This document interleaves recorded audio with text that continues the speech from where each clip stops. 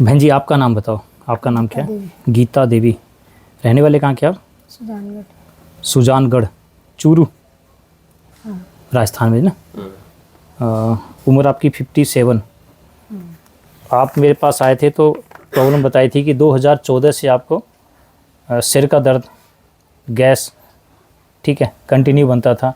सूखी खांसी आपको 2014 से ही चल रही थी। 2014 से बहुत ज़्यादा खांसी बहुत चल रही। 2014 से लगातार खांसी थी, ठीक है, और काफ़ी परेशान थी। अब मेरे ख्याल से कोई सा डॉक्टर भी नहीं छोड़ा होगा।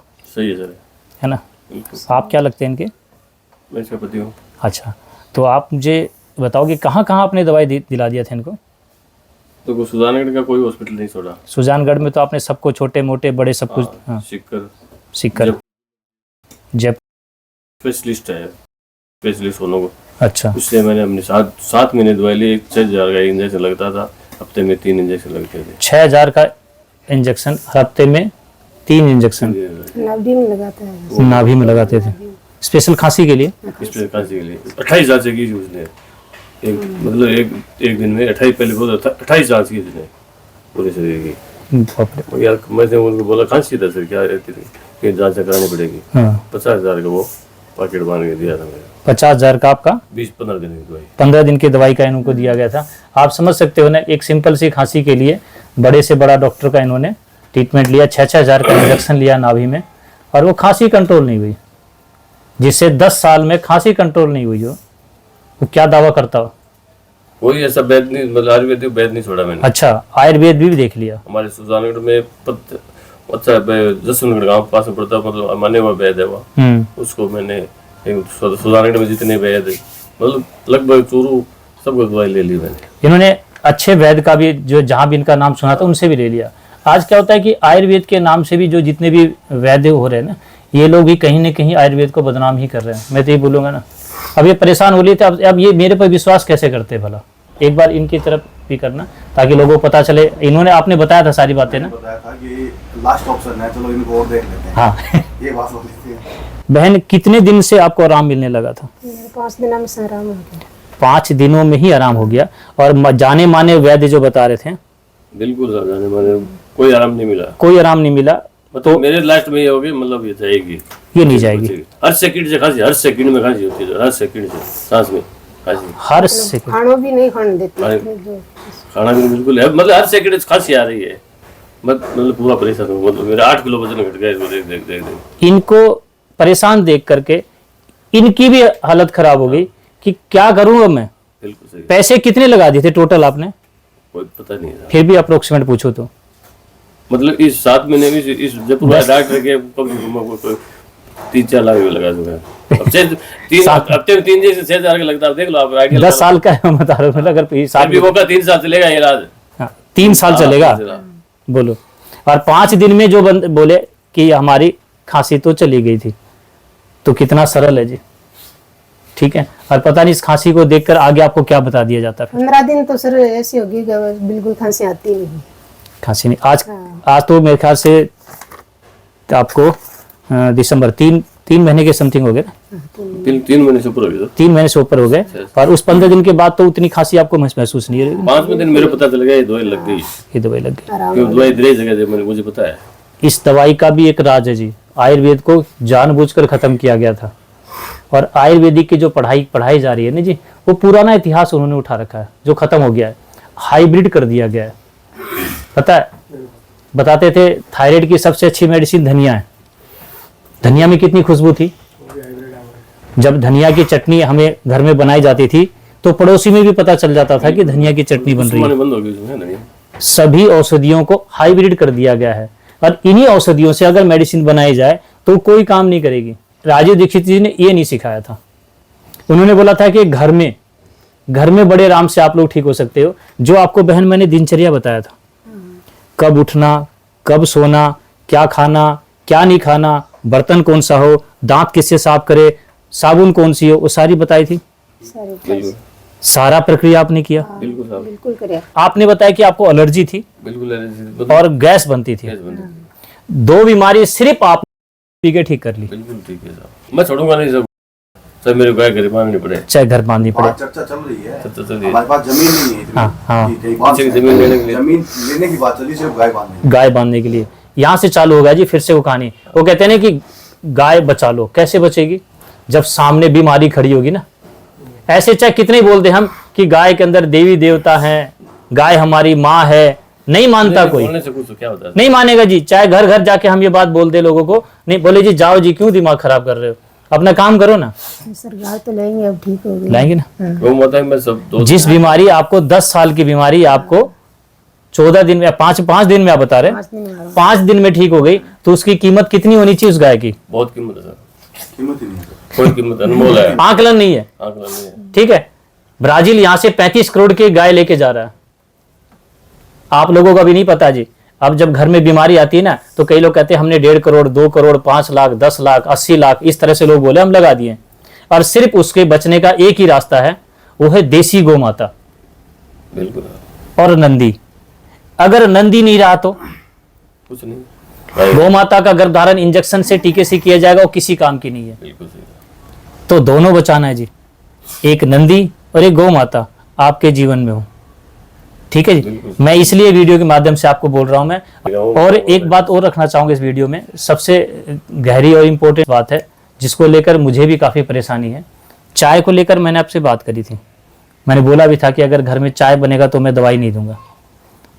चाय बिल्कुल बंद, बिल्कुल अब से बंद कर देंगे, ठीक है। इनमें पहली ये बार कोई तो ज्यादा नहीं नहीं पीता थे, नहीं अब तो उन्होंने पूरी बंद कर दिया। अब चाय किसको पिलाना? चाय मैं पीता हूँ, एक इसकी पत्नी है वो पीती है, 2 पीते हैं। अब तो आपके घर में बनेगी नहीं, अब बनेगी नहीं, बंद कर तो देंगे। चाय घर में चाय पत्ती तो लेके आओगे ना। पड़ोसी हो गए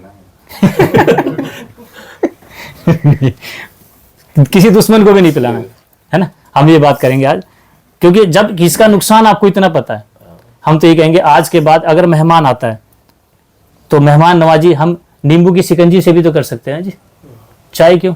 सही चलो घर कहते दूध पिला देंगे, अरे दूध तो जब पिलाएंगे जब हमारे पास घर में गौ माता होगी, सही है सर, है नहीं। छाछ पिला देंगे, गौ माता कहाँ है?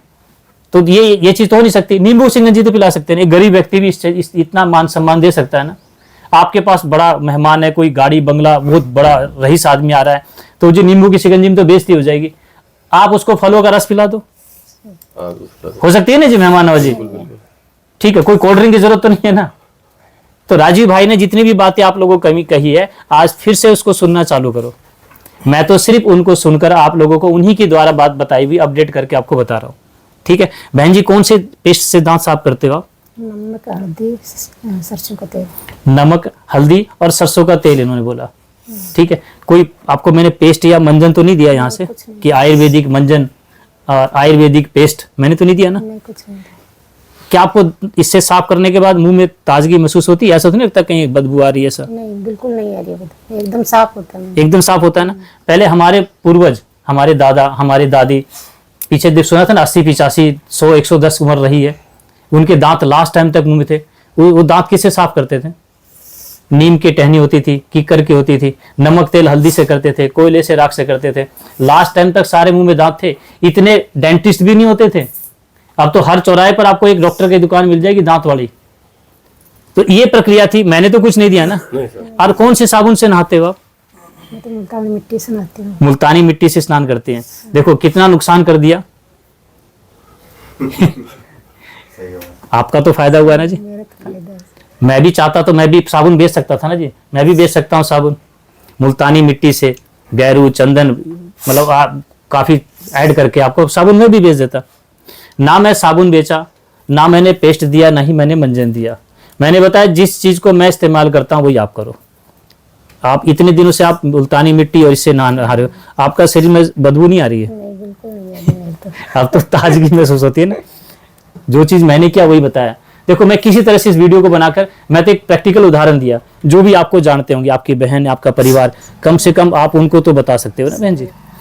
इतनी बड़ी बीमारी, इतनी 10 साल की बीमारी इन्होंने 5 दिन में ठीक कर ली। और सिर्फ मैं मेरी दवाई का नाम भी नहीं लूंगा जी, मैं तो ये बोलूंगा ना, आपको भी राज पता चल चुका होगा। बिल्कुल बिल्कुल, रात पता चलते ही मैंने चालू कर दिया। इन्होंने चालू कर दिया। मैं किसी भी तरह से मेरे वीडियो के अंदर मैं अपना प्रचार नहीं कर रहा, क्योंकि मैंने मेरे पहले वीडियो में बात कहा था, मेरी भी लंग्स की दिक्कत थी, 80% मेरे लंग्स डैमेज थे। मैं सिर्फ ताजा पी के ठीक हुआ हूं।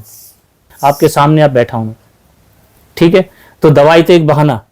मेरी वीडियो के अंदर मेरी खुद की बुराई चल रही है अब तो, फिर भी लोगों को समझ में नहीं आ रही। किसी दवाई की जरूरत नहीं है, ठीक है।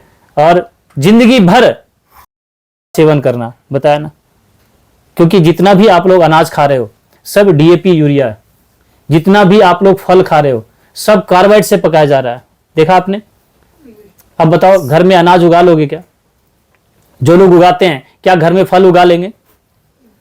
नहीं हो सकता है जी। जितनी भी सब्जी आप लोग खा रहे हो सब में केमिकल पेस्टिसाइड छिड़का जा रहा है।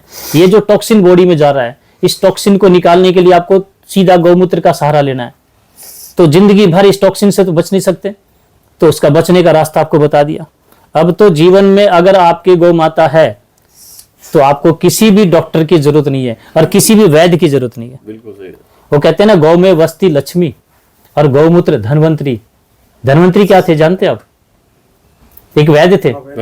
तो साक्षात वैद्य आपके घर में है, गौमूत्र धनवंतरी। तो किस वैद्य की जरूरत है आपको और किसकी खोज में लगे हो आप? यही बातें मुझे लोगों तक पहुंचानी है, इसका बहाना लेकर। समझ गए ना जी? क्योंकि इससे पहले तो आप मेरी बात सुनोगे नहीं। इस कैंसर का बहाना लेकर जो वीडियो में आप लोगों को बना के दे रहा हूं मैं, उसके पीछे का जो रहस्य है वो है सिर्फ गौ माता का ताजा गौमूत्र।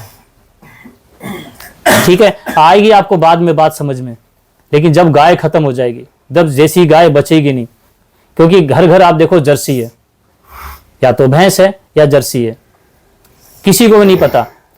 भैंस का जब पाडा जन्म लेता है तो उसको उठा उठा के दूध पिलाना पड़ता है, और गाय का बछड़ा जन्म लेने के बाद एक बार दूध पिला दो, फिर आप उसको पकड़ के दिखा दो। आप 4 भैंस में उसका एक बच्चा छोड़ के देखो, अपनी मां को नहीं पहचानता हो, और 100 गायों का झुंड में उसके एक बछड़े को छोड़ के देखो तो अपनी मां को एक झटके में ढूंढ लेगा। ये जो ब्रेन की जो देखा नहीं आपने, जो पता नहीं एकदम से सेंसिटिव पहचान, यानी बड़ा होकर बच्चा आपको ना पहचाने, हुआ था ना। एक मैंने वीडियो आया था मेरे पास एक डॉक्टर की कि अपनी मां को छत से गिरा दिया था, फेंक दिया था। सुना आप लोगों ने भी? सुना ना। उससे पूछा गया, अरे बेवकूफ इंसान, इतना पढ़ा लिखा हो के तुमने अपनी मां को छत से फेंक दिया। बोले क्या करूं, मां की दवाई का खर्चा इतना था, या तो उसकी दवाई का खर्चा उठाऊं या अपने बच्चों की फीस भर लूं। तो इनका तो भविष्य अभी बनाना है, वो तो पूरा हो चुका है। अब बताओ, ऐसा आप भी चाहोगे ना कि अब तो पिताजी पर पैसा ज्यादा लग रहा है, माताजी पर पैसा ज्यादा लग रहा है, उसको छत से फेंक दो। गाय पकड़ा तो पिताजी बता रहा हूं ना, इस तरह से वही हुआ, क्योंकि आपकी मेंटलिटी इतनी पीछे हो गई, आपको नहीं पता माँ का मतलब क्या होता है। तभी तो आपकी माँ घर से आपने निकाल दी। गाय को माँ ही बोला गया ना जी। बिल्कुल गौ माता होती है। एक तो माँ देखो, जब बच्चा को जन्म देती है माँ, तो जब तक वो गोद में होता तभी तक दूध पिलाती है, और जब गोद से उतरता है तो वो माँ दूध पिलाती थी। अब वो माँ कहाँ है? अनाथ आश्रम। अनाथ आश्रम यानी गौशाला। मैं तो ये बोलूंगा, जो घर में स्थान था आप लोगों ने उसको अनाथ आश्रम भेज दिया। ठीक है, कई बार माँ का दूध नहीं होता तो कहता है नहीं, भैंस का दूध मत पिलाना। किसका पिलाना? गाय का। गाय का क्यों? माँ के दूध के बराबर है। अरे पूरा उदाहरण दे रखा है, फिर भी लोग समझ नहीं रहे। आज गाय की वैल्यू नहीं है, सड़कों पर घूम रही है, कचरा खा रही है, क्या करे बेचारे, उनको तो उनका दूध कम होता है, तो घर में कौन रखेगा? आज गाय माता दूध के लिए नहीं, अब तो जरूरत। आज तो सबसे बड़ी बीमारी, इतने 10 साल पुरानी इनकी जो प्रॉब्लम थी, 5 दिन में ठीक। अब तो बहन जी सबको बताओगे ना। आपके पास गौ माता ने ही हमारे को भेजा, ऐसे वजह से कि मेरा नियम है, मैं आज 15 या 20-18 साल से 2 किलो आटा की रोटी ये बना के देती है। मैं सुबह लेके, सुबह मेरी ड्यूटी में फील्ड का इंस्पेक्टर हूँ, निकलता हूँ, जो गाय बहुत सारा नंदी जो मिलता है उनको देता हूँ 2 किलो गुड़, 2 किलो आटे की रोटी। मेरा 15 साल से नियम है। डेली देते हैं सर, ये बनाती बना के देते हैं। है। मैं एक बार इसने नहीं बनाई थी, मैंने 4 बजे रोटी बनवा ली, रोटी बना के दो मेरे को। आप इनकी बात समझे जी?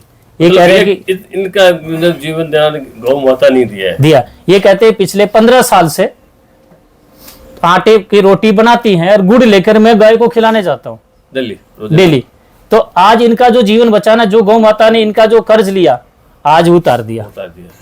तभी आपके रात पास में नहीं पहुंचे। बना देते हैं, 10 सुबह 4 बजे उठ के बना के देते हैं। 4 बजे उठ के बनाकर ये रोटी देती हैं, तब ये पहले गाय को खिलाते हैं, तब जाके खाते हैं, जितनी भी गाय उनको देके जब खाते हैं।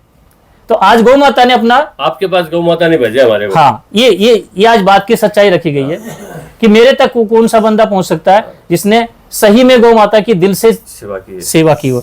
तो मैंने आपके जो प्रॉब्लम को ठीक नहीं किया है, बिल्कुल किया था, आपके प्रॉब्लम को आपकी गौ माता ने ठीक किया और मेरे को माध्यम बना दिया, बिल्कुल माध्यम। क्योंकि उसको पता है कि ये बंदा सिर्फ गाय को लेकर बोलता है, तो क्यों नहीं उन्हीं के पास भेजा जाए। ठीक है ना, बड़ी खुशी हुई बहन जी, और बड़ा अच्छा लगा कि कम से कम आपने अपने बारे में लोगों को बताया, और जो भी अनुभव आपने बताया, इतनी बड़ी बीमारी आज गाय माता के सिर्फ गौमूत्र पीने से ठीक हो सकती है। बिल्कुल। तो ये वीडियो लोगों के लिए है सिर्फ इसलिए कि गाय को और नंदी को बचाओ, और ताजा गौमूत्र पीने से भी आपकी सारी बीमारी ठीक हो सकती है। ठीक है, बहुत ज्यादा परेशानी है तो मुझे आपके पास, मेरे पास आना पड़ेगा, और उसके बाद ठीक होने के बाद जीवन भर नहीं आना पड़ेगा। सही है। ठीक है बहन जी, तो बड़ी खुशी हुई जी आपकी बात सुन के आज मुझे। नमस्कार जी।